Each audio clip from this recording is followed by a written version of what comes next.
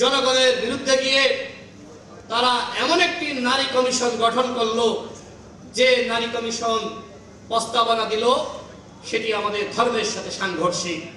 আজকে হেফাজতে ইসলাম তারা প্রতিবাদ জানিয়েছে, সমাবেশ করেছে, আমরাও ইতিপূর্বে প্রতিবাদ জানিয়েছি।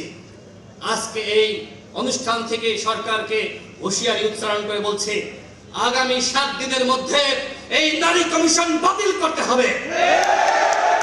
সরকার এখন করিডর করিডর খেলায় মগ্ন হয়ে পড়েছে। আমরা এই গণঅভ্যুত্থান করেছি দেশের স্বাধীনতা সার্বভৌমত্ব বিকিয়ে দেওয়ার জন্য নয়। এর আগে আমরা ভারতের দালালি দেখেছি, এখন আমরা পশ্চিমা বিশ্বের দালালি লক্ষ্য করছি।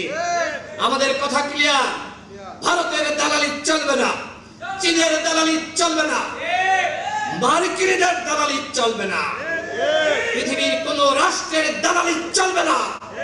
আমরা একটি স্বাধীন জাতি, মেরুদণ্ড সোজা করে আমরা আমাদের নীতিতে চলব।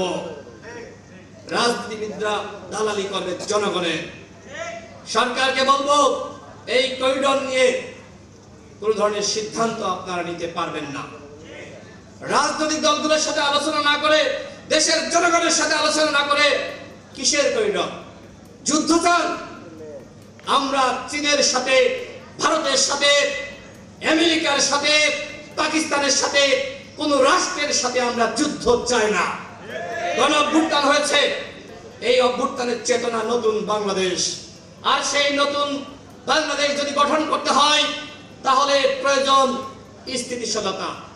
সরকার এই করিডর নামে, এই নারী কমিশন নামে আজকে রাষ্ট্রের স্থিতিশীলতা নষ্ট করছে। বন্ধুগণ, আমরা সরকারকে বলবো, জনগণ দেখতে চাই যে আপনারা আওয়ামী লীগকে নিষিদ্ধ করবেন কি করবেন না।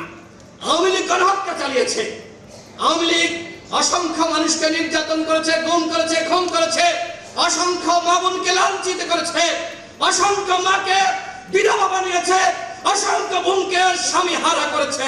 এই আওয়ামী লীগ কি বাংলার মাটিতে রাজনীতি করতে পারে? কোনোভাবেই পারে না। সুতরাং প্রধান উপদেষ্টা যেটি বলেছেন, আগামী নির্বাচনে আওয়ামী লীগ অংশ নিবে কি নিবে না সেটি আওয়ামী লীগের দলীয় সিদ্ধান্ত।